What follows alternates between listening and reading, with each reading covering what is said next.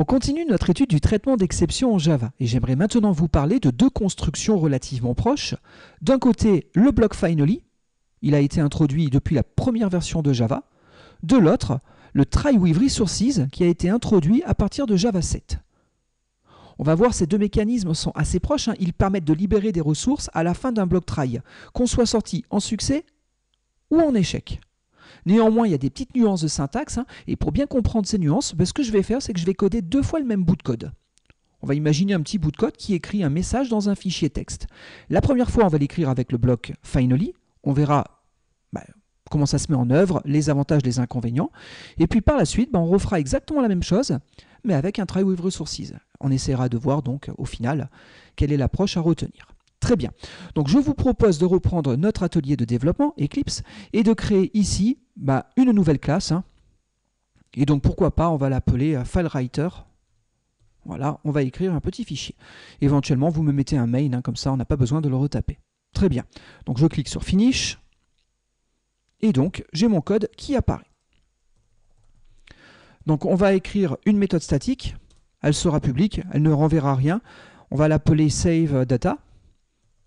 Et puis je rajouterai finally, parce que celle-ci, de méthode, je vais la coder en utilisant donc la syntaxe try catch finally. On va y revenir.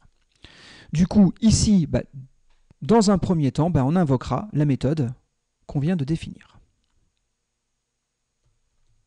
Donc c'est SaveData finally. Oui, ici j'ai oublié, bien entendu, les parenthèses. Très bien. Bon, pour ouvrir un fichier, il nous faut utiliser le package java.io.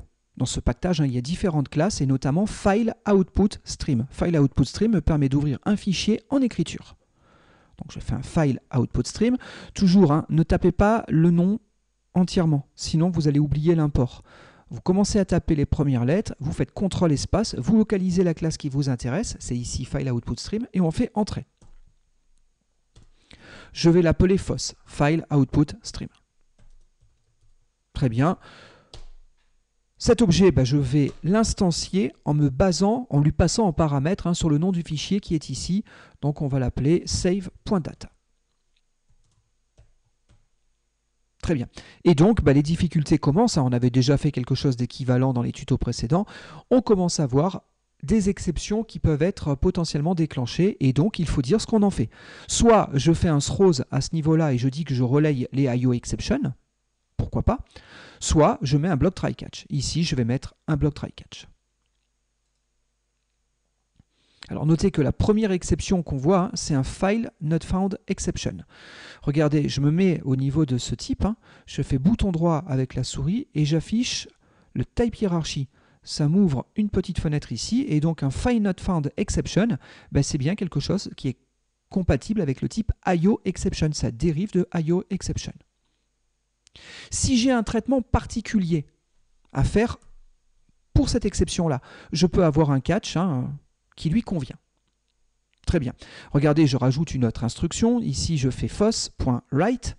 Et donc, on a une méthode qui me permet éventuellement de pouvoir écrire un tableau de bytes. Je vais envoyer quoi? Je vais envoyer OK. Et OK, c'est une string. Donc, du coup, là, il n'y a pas de compatibilité de type. C'est pour ça que je fais ici un getBytes. Il y aurait d'autres façons d'écrire du texte dans des fichiers, mais on verra ça quand on étudiera le package java.io de manière un petit peu plus précise. Pour l'heure, on se contentera de cette ligne-là.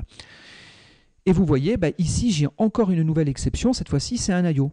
Comme ici, j'ai fait un catch file not found exception, je ne capture que ce type d'erreur-là.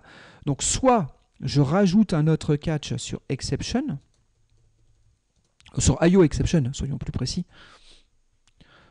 D'accord? Et dans ce cas-là, j'ai deux blocs catch sur le même try, un qui traite ce cas-là, un autre qui traite ce cas ici. J'ai oublié de faire CTRL espace. Très bien. Bon, maintenant, soyons clairs, si vous avez exactement la même chose à faire dans les deux cas, à savoir pourquoi pas un print stack trace, dans ce cas-là, ce n'est pas la peine de dupliquer les blocs, on n'en met qu'un seul. Si je mets un IO, ça catch aussi bien un file not found exception ou tout autre type d'exception qui dériverait de IO exception. Très bien. Donc ça, c'est parfait. Donc ça, c'est la base. Maintenant, ce que je veux faire, c'est fermer le fichier. Par contre, il faut comprendre une chose. J'ai peut-être réussi à ouvrir mon fichier. J'ai exécuté ce bloc-là, tout s'est bien passé à l'ouverture du fichier, on imagine, hein. J'avais le droit d'écrire dans le dossier considéré, donc j'ai ouvert ce fichier-là. Je commence à faire des envois d'octets. Pourquoi pas, les premiers envois pourraient se passer, on imagine plusieurs lignes write. Sauf que, pourquoi pas sur une ligne, à un moment donné, on peut avoir saturé l'espace du disque. Dans ce cas-là, une exception sera déclenchée. Mais ce que je veux dire, c'est que l'exception a pu être déclenchée alors que le fichier est ouvert. Maintenant, j'imagine un autre scénario. L'autre scénario, c'est que je suis en train d'écrire sur un directory, sur un dossier sur lequel je n'ai pas les droits. Dans ce cas-là, le fichier ne sera pas ouvert. Donc ce qu'il faudrait, c'est pas mettre un close ici, au cas où tout se passe bien, et un autre close à ce niveau-là, au cas où on aurait une exception. Parce que sinon, je vais mettre 2 fois close. Donc l'idéal, ce serait de dire, finalement, le file output stream qu'on a ici, on va le déclarer à ce niveau-là. Par défaut, il vaut nul. Très bien. Maintenant, qu'est-ce que je fais ici? Je tente une ouverture du fichier. Ça se passera bien ou pas. Si ça se passe bien, on exécute tout le bloc. Hein. Si ça se passe mal, on est redirigé ici. Mais ce que je peux faire, c'est rajouter donc un bloc finally. Le bloc finally va déclencher quelle que soit l'issue du try, hein, qu'on soit en succès ou qu'on soit en échec. Si le try se passe bien, j'aurai ces lignes de code qui seront exécutées et je vais être redirigé vers le finally. S'il y a la moindre exception, je serai redirigé sur le catch va s'exécuter, je finirai par faire le finally. C'est pire que tout, même si je fais un return ici, je vous garantis que le finally va être joué. Regardez, ici, je vais simplement, pour le moment, je vais oublier le close pendant quelques instants, c'est pas très propre, mais c'est juste pour la démo. Là, je vais juste mettre un system.out.println et je vais mettre in the finally block. Regardez, je m'arrête là pour le moment, je tente l'exécution de ce bout de code.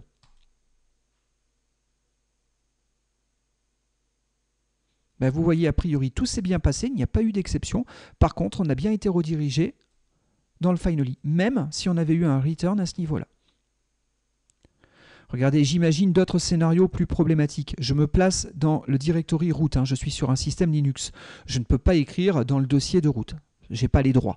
Donc du coup, je sais que c'est cette ligne-là qui va me poser souci. Très bien, donc je vais être redirigé à ce niveau-là. Je relance mon programme. Regardez, une exception est déclenchée. Dans tous les cas, je suis in the finally block. Je peux même avoir oublié le catch. C'est légal hein, de faire un try finally tout seul, ça existe. C'est légal. Sauf que là, il n'est pas content. Pourquoi il n'est pas content? Parce que ces lignes de code peuvent déclencher une exception. Et je ne dis pas ce que je fais en cas de déclenchement d'exception. Ce que je peux dire, c'est, tant pis, je relaye à la méthode appelante. Bon, ici, à la JVM.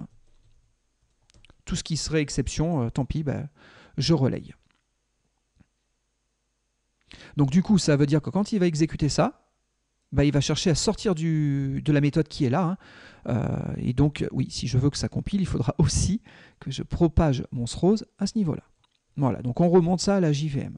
Très bien, ça compile bien. J'ai des warnings, les warnings pour le moment je les ignore. Regardez, je lance mon programme. Dans tous les cas, qu'est-ce qu'il a quand même exécuté avant de redonner la main à la JVM? In the finally block. Donc on vous garantit que le bloc finally sera exécuté. Il n'y a que si vous prenez le gestionnaire des tâches de l'extérieur hein, de Eclipse et que vous flinguez votre processus. Là, effectivement, il n'aura pas eu le temps de faire l'exécution du bloc finally. Très bien. Bon, je reviens en arrière. Et donc, j'ai bien un catch, j'ai bien un finally. J'enlève le return à ce niveau-là. D'accord? Et du coup, maintenant qu'on sait que le bloc finally est exécuté dans tous les cas, ce que j'aimerais ici, c'est correctement finaliser les choses. Le problème, c'est comme je vous disais tout à l'heure, je peux avoir une exception qui déclenche à ce niveau-là. Dans ce cas-là, cette ligne de code aurait été correctement exécutée. Mais je peux aussi directement avoir une exception à ce niveau-là. Dans ce cas-là, FOSS n'aura pas été initialisé, donc il sera toujours à nul. Ce n'est pas la peine de chercher à fermer un fichier si le pointeur est nul. Donc du coup, ici, je peux faire ce genre de choses-là. Si FOSS est différent de nul, ça sous-entend que j'ai réussi à correctement exécuter cette ligne de code-là. Si j'ai exécuté cette ligne de code, qu'est-ce que je fais? Sur mon flux, j'invoque une fermeture. Sauf que là, on a une mauvaise surprise. Je ne sais pas si vous avez vu. on a un petit problème, hein, c'est que cette ligne de code semble ne pas compiler. Pourquoi? Ben oui, le close peut lui-même déclencher une exception. Alors ok, on est dans un try-catch, mais le catch qui est ici n'intercepte que et uniquement que les exceptions qui pourraient être déclenchées dans ce bloc try. Donc ici, du coup, ben ça ne marche pas. Alors comment je m'en sors? Ben regardez, la logique des choses ici voudrait de nouveau qu'on rajoute un bloc try-catch. Bon, c'est un petit peu verbeux, je vous le concède, parce qu'on a déjà dit ce qu'on faisait en cas d'erreur ici, on est obligé de le redire en cas de fermeture du fichier. Bon, ici, je fais des choses relativement simples, hein, je fais simplement un print stack trace. J'aurais pu imaginer proposer à l'utilisateur de libérer de la place ou de changer de directory si jamais je n'avais pas eu le droit d'écrire dans le dossier considéré. Très bien. Allez, là, je vois que j'ai un import en trop en haut, hein. Vous avez vu le file, le java.io.fileNotFoundException ici n'est plus utile. Si je fais CTRL SHIFT et que j'appuie sur O, ça supprime, ça réorganise les imports et ça supprime les imports devenus inutiles. Très bien, donc là j'ai mon bloc qui semble cette fois-ci correctement se compiler. Regardez, j'exécute ce programme et donc parfait, hein, a priori j'ai écrit dans mon fichier. Allez, je vais remettre un affichage ici, écriture, terminé. Très bien, c'est juste histoire d'avoir un retour sur la console quand tout se termine. Aucune exception n'a été déclenchée, tout s'est bien passé, ce qui veut dire que normalement, hein, si on ouvre ce fichier save.data, si vous ne le voyez pas apparaître, faites F5 ici pour réactualiser le dossier, normalement il doit apparaître. Et donc si vous l'ouvrez, normalement vous avez le contenu à l'intérieur du fichier. Regardez, je fais un OK 2, je relance mon programme, d'accord. Si je l'ouvre, normalement, j'ai OK 2. Très bien. Bon, ça, donc, c'est l'écriture d'un bloc qui permet la génération d'un fichier de texte à partir de données quelconques, hein, et qui va garantir que tout sera correctement finalisé via un bloc finally. Très bien, il faut donc tester l'état de l'objet qu'on doit fermer, hein, en faisant un if. Parfait, ça donne un code d'une taille certaine. Bon, regardez. Depuis Java 7, on a une nouvelle possibilité. Je vous rappelle, hein, le block finally existe depuis Java 1. Par contre, le try with resources existe depuis Java 7. Donc je vais faire un save data avec un try with resources. Alors on met resources au pluriel parce qu'on peut avoir plusieurs ressources à fermer. Alors comment ça va marcher? Regardez, je vais d'abord essayer un cas simple. String Toto égale Toto. Et là, je vais faire un try. Et regardez, ici, avant la collade ouvrante, je peux mettre une paire de parenthèses. C'est tout à fait légal. Et dans cette paire de parenthèses, je peux mettre des ressources. Ici, je vais mettre mon string. Oui, allez, je vais mettre celui-ci. Regardez, je l'avais déclaré préalablement, mais c'était inutile. Je préfère le mettre de cette manière. Parfait. Bon, là, j'ai une erreur qui m'est retournée. Il me dit quoi? Il me dit que le type de ma ressource, il n'implémente pas une interface particulière. L'interface attendue, c'est java.lang.autoclosable. Qu'est-ce que c'est que autoclosable? Regardez, je reprends un navigateur. Voilà, et là, je vais chercher Java SE, Javadoc. Voilà, vous prenez une Javadoc qui vous convienne. Voilà, là c'est une 7, mais à la rigueur, vous voyez, vous pouvez venir ici, changer le numéro. Je dis que je veux la dernière en date, un Java 9. Et puis, je peux lui demander d'afficher les cadres, hein, si je le souhaite. Je clique ici pour avoir les packages. Et donc, effectivement, dans java.lang, dans le bloc qui est là, le bloc des interfaces, hein, j'ai un certain nombre d'interfaces qui me sont proposées. Si on regarde bien, on y trouve notre interface autoclosable. Elle existe depuis quand? Elle existe depuis Java 7. Elle est en lien direct avec cette notion de try with resources. D'accord? Cette interface, en gros, m'impose une méthode. C'est la méthode close. Elle ne prend aucun paramètre, me renvoie un void. Bon, ben, si on se réfère au nom de la méthode, auto-closable, ça veut dire qu'a priori, ça devrait pouvoir garantir une fermeture automatique de ma ressource. D'accord ? Maintenant, je reviens dans cet exemple-là. Pourquoi mon string, ça ne marche pas ici ? Ben, tout simplement parce que cette classe n'implémente pas auto-closable. Regardez, je fais un autre essai. Je vais faire une classe démo, très rapidement. Cette classe démo, je vais implémenter. J'ai fait CTRL espace pour taper implements. J'ai tapé I, CTRL espace. Donc, auto-closable. Et donc, pour que ça puisse compiler, il me faut implémenter la méthode abstraite close. Regardez, si je fais CTRL espace ici, il sait qu'il a au moins une méthode abstraite à me fournir. C'est la méthode close, donc je la génère. Et là, je vais faire ressources, un système.out.println, ressources, allez, je le mets en français, libéré. Très bien, éventuellement, je mets un constructeur. Ici, on va dire ressources instanciées. Pourquoi pas? Et au lieu de travailler avec une chaîne de caractères qui n'est pas compatible avec le type auto-closable, là, je vais mettre un objet démo, D, égale new démo. On est d'accord, quand on va exécuter ce bloc de code, ça va créer ma ressource. Là, j'ai une petite erreur. Oui, momentanément, pendant quelques secondes, ici, je vais faire un throws exception. Impeccable. Donc, regardez, ici, j'ai bien mon bloc, tout compile, d'accord? Donc ici, j'invoque le constructeur. Donc normalement, ce constructeur-là devrait déclencher. La question, c'est est-ce que le close va déclencher? La réponse est oui. Il va déclencher quand? En fin de construction. Vous avez vu, je peux utiliser le try with resources sans même lui fournir de catch. Je peux lui mettre un catch, il n'y a aucun souci. Mais je peux aussi le coder avec un catch.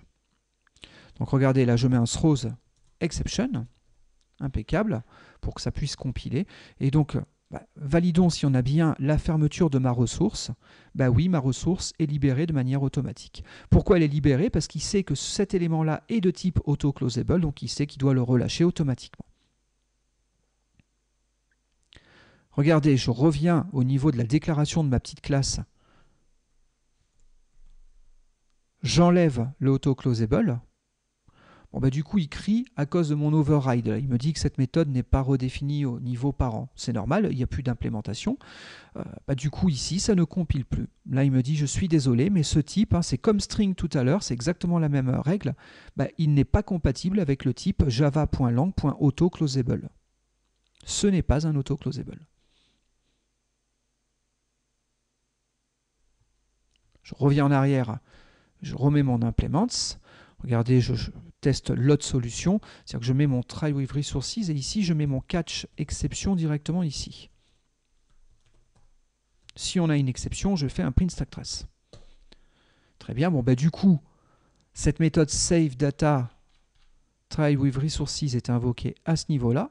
Je n'ai donc plus besoin de ce throws étant donné que maintenant j'implémente. Je traite mon exception, donc impeccable. Encore une fois, tout fonctionne bien. Alors, il faut noter que c'est super intéressant. Le close, on a dit qu'il pouvait potentiellement déclencher une exception, ce qui était le cas tout à l'heure du close qui était ici. Si je reviens sur notre save data finally, effectivement, le close là pouvait poser problème. C'est pour ça qu'on avait dû mettre un try catch. D'accord? Ce qui nous avait imposé d'avoir deux implémentations de catch pour les deux blocs de code considérés. Soit ce bloc de code-là, soit le bloc de code qui est ici. Très bien. Avec cette construction, les choses sont plus simples. Même la libération de la ressource aboutira à déclencher ce catch. On n'a plus besoin de prédéclarer la variable avec un état à nul. On déclare la variable dans le bloc de ressources. Si ça plante, on vous garantit que le close ne sera pas exécuté. Vous n'avez même pas besoin de refaire le if comme j'avais fait ici. C'est tout garanti par la construction. S'il n'a pas réussi à produire D, il ne va pas chercher à invoquer la méthode close. S'il a réussi à le produire, il vous garantira qu'il va exécuter la méthode close. S'il y a un moindre souci, du coup, ça ramènera encore une fois vers ce catch-là. Donc du coup, c'est un petit peu plus compact. Regardez, je poursuis. Ma classe démo, allez, je la commente. C'était juste pour vous faire voir comment ça marche. Je reviens sur cet exemple-là et regardez, je reprends mon file output stream. Voilà. C'est quoi? C'est un new file input stream sur ce fichier-là. Alors, notez bien, la construction s'appelle try with resources. Pourquoi? Parce que ici, là, je peux mettre un point-virgule et je peux éventuellement mettre une autre ressource si je le veux. Si j'avais eu un démo, hein, bon là je l'ai commenté, mais regardez, je le décommente, juste pour valider que ça compile bien. Bon, vous voyez, là j'ai deux ressources, ce qui veut dire que en sortie, il me fermera bien d'abord démo, quoi le D, et ensuite il fermera FOSS. On aura eu deux invocations de clause, hein, une sur D, une sur FOSS. Bon, pour mon exemple, je n'ai pas besoin d'avoir d'instance de démo, donc je recommente cette partie-là. Et donc ici, j'ai mon fichier. Ne cherchez plus le close, il est fait de manière automatique. Donc tout ce bloc-là disparaît. Le traitement de l'exception, il est toujours là. Il ne me reste plus qu'à faire quoi? Il ne me reste plus qu'à faire mon traitement.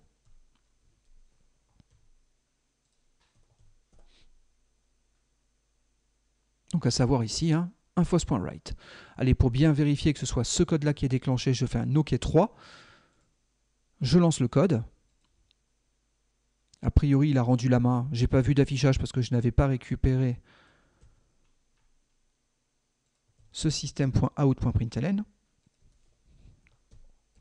Là, je fais TWR, un try with resources. Voilà, impeccable. Regardez, je relance mon programme. On a bien la fermeture du fichier qui a été réalisé. On est sorti du bloc try. Je reviens ici, je réactualise ce fichier. J'ai un OK 3. Bon, du coup, je ne sais pas ce que vous en pensez. Ça, c'est l'ancienne technique, celle qu'on a historiquement depuis Java 1, qui nous permettait d'avoir un bloc finally pour la fermeture de nos ressources. Ça, c'est la même chose, mais à la sauce Java 7. Et donc, du coup, les clauses sont faites de manière complètement automatique à partir du moment où ces classes-là implémentent l'interface java.lang.autoclosable.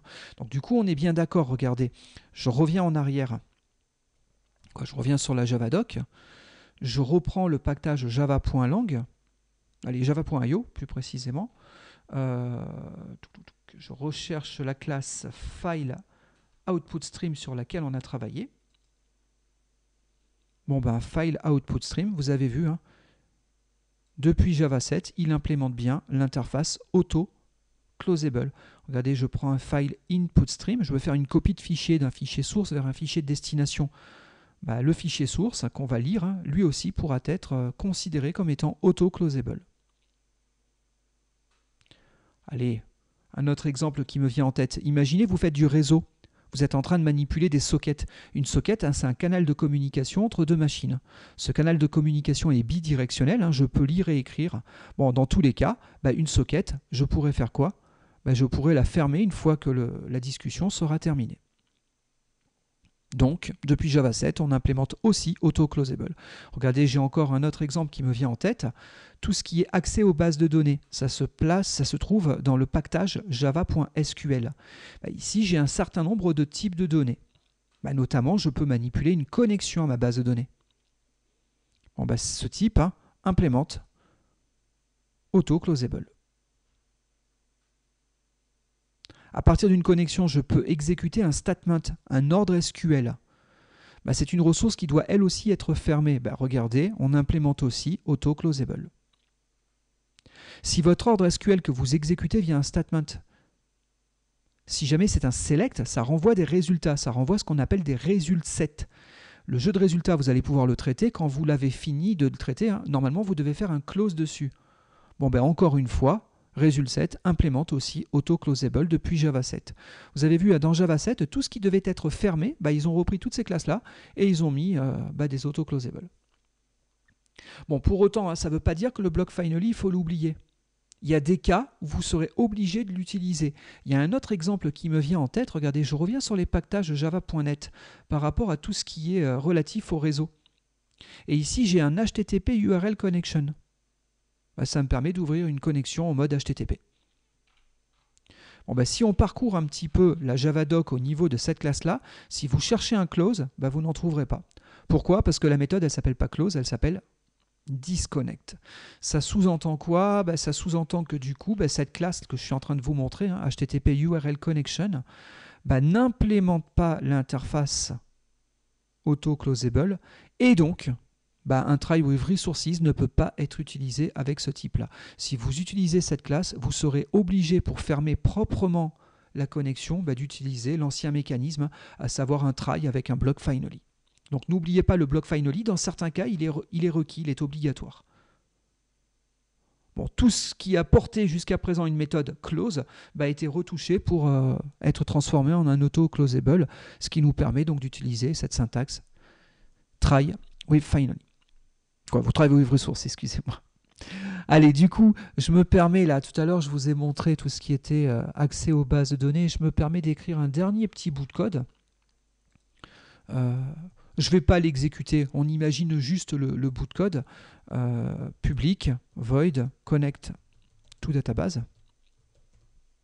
C'est juste pour vous montrer que des fois, ce qu'on peut faire, bah, c'est mettre des tries à l'intérieur de try. Ça peut être utile dans certains cas, et notamment à cause du try with resources. Regardez ce que je vous propose de faire. Ici, je veux une connexion. Alors, si vous êtes intéressé par tout ce qui est accès aux bases de données, j'ai déjà produit tout un ensemble de tutos relatifs à JDBC. Donc, je vous conseille dans ce cas-là d'aller les lire. Vous les retrouvez au niveau de notre site, cours.fr. Quand vous êtes sur la page d'accueil, vous allez dans la section Java. Vous allez un petit peu plus bas. Et là, vous avez tout ce qui est relatif à l'accès aux bases de données. Java Database Connectivity. Et donc ici, vous y retrouverez un certain nombre de tutos pour vous connecter à une base de données. D'accord? Donc je ne reviens pas sur ces éléments-là, je mets juste un petit bout de code pour qu'on comprenne un petit peu la logique. Donc, je peux avoir une connexion. Très bien. Pour avoir une connexion, je vous renvoie vers le tuto, mais vous y verrez qu'il faut utiliser ce qu'on appelle le driver manager. Et grâce au driver manager, je peux établir une connexion avec une URL. Alors, on imagine, j'accède à une base de données de type MySQL. Donc ce serait jdbc2.mysql, vous donnez le host à partir duquel vous voulez vous connecter et le nom de la base de données sur laquelle vous voulez travailler. Pourquoi pas, imaginons qu'on ait un site de vente en ligne et qu'on ait une base qui s'appelle WebStore. Après, vous fournissez un login, un mot de passe. Très bien. Là, ça ne sert à rien, c'est juste que je n'ai pas fait CTRL espace pour avoir le type connexion qui est dans java.sql. Très bien. Bon, bah, du coup, tout ça, ça peut planter. Qui plus est, une connexion doit être libérée. Bah, c'est là qu'intervient donc mon bloc try with resources. Impeccable. Regardez, je réduis un petit peu la taille de la fenêtre. Parfait. Il y a encore du rouge, c'est normal. Qu'est-ce que je fais en cas d'exception? Bon, bah, s'il y a un problème, je devrais récupérer une SQL exception. Dans ce cas-là, allez, je fais un traitement vraiment générique et bateau. Je fais simplement un affichage de l'exception sur la console. Très bien. Maintenant, qu'est-ce que je vais vouloir faire grâce à cette connexion? Ben, je vais vouloir exécuter un ordre SQL. Donc, mon ordre SQL, on imagine, c'est un select étoile from table. On imagine, on a une table d'utilisateurs, on veut lister l'ensemble de tous les utilisateurs. Allez, et je veux trouver l'utilisateur, je vais changer mon fusil d'épaule, je veux l'utilisateur qui aurait un login particulier. Ben, regardez, là ce que je fais, c'est que je dis le login, c'est un paramètre variable. Alors au lieu d'utiliser statement, tout à l'heure je vous ai parlé de statement. Regardez, dans java.sql, j'ai mon type statement. Un statement, c'est auto-closable, je vous l'ai montré, très bien. Mais maintenant, si je veux un ordre qui possède des paramètres variables, ben, je vais utiliser ce qu'on appelle un prepared statement. D'accord? Et un prepared statement, c'est un statement, donc, par extension d'interface, c'est un auto-closable. Donc regardez ici, je vais faire un try. Et là, je vais faire mon prepared statement. Et je vais l'obtenir en faisant un connection.preparStatement. Je lui passe l'ordre SQL. Voilà.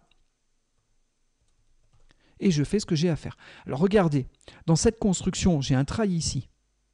Il va surveiller tout le bloc qui est là. Donc s'il y a le moindre problème, si on a une exception, on va être redirigé ici. Très bien, donc on traitera notre exception. Donc du coup, je n'ai pas forcément besoin ici de refaire de catch.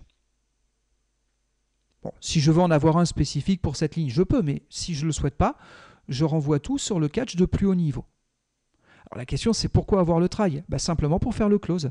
Mon statement, il fallait que je puisse le fermer. Je garantis que quand je sortirai de cette ligne-là, même s'il y a un return, c'est pareil que pour le finally, même un return vous garantit que la ressource sera automatiquement libérée.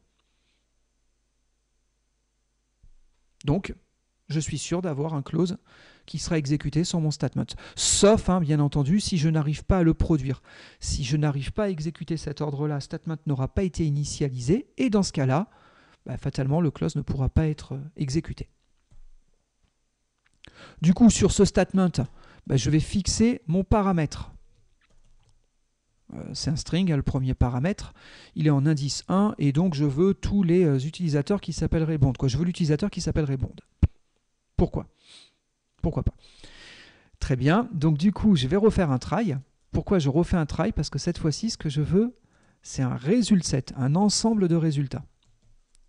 Ce result set, comment je fais pour l'obtenir? C'est grâce à mon statement. Et sur mon statement, je vais faire un execute query. Et donc, comme je vous disais tout à l'heure, un result set, lui aussi. Regardez, je reviens dans la doc. Je reprends result set à ce niveau-là. Oui, lui aussi, c'est un auto-closable. Donc, il doit être fermé. Le fait de remettre un nouveau bloc try ici me garantit qu'en sortie de ce bloc-là, mon result set sera fermé, mon statement sera fermé, ma connexion sera fermée. Après, ici, j'ai plus qu'à faire le traitement souhaité. Regardez bien, même si je n'exécute pas ce bloc, ce que je voulais vous montrer, c'est que la construction fonctionne bien, que tout compile bien, et donc on garantit que les 3 ressources qui doivent être terminées le seront bien, chacune à leur tour. Donc ici, on close le result set, ici, on close le statement, ici, plus précisément ici, on close la connexion. Bon, voilà, j'espère que ces quelques explications ont été claires. Donc ça nous a permis de voir 2 concepts. D'un côté, le bloc finally qui existe depuis les premières versions de Java, et puis de l'autre le try with resources qui a été rajouté à partir de Java 7. Dans les 2 cas, l'idée c'est d'essayer de fermer automatiquement vos ressources, alors automatiquement plus ou moins, mais de garantir en tout cas que vos ressources soient fermées. C'est clair que la syntaxe try with resources est beaucoup plus compacte, beaucoup plus pratique et élégante à utiliser. Je vous incite donc fortement à utiliser un maximum de try with resources pour pouvoir correctement gérer vos ressources à fermer. Voilà. Si vous voulez retrouver ces exemples de code, pour rappel, vous les retrouvez au niveau de notre site web. Donc toujours pareil, dans la section Java, vous allez sur la section relative au tutoriel en vidéo, et à ce niveau-là, vous pouvez télécharger le workspace intégral et donc les quelques exemples de code que je viens de produire.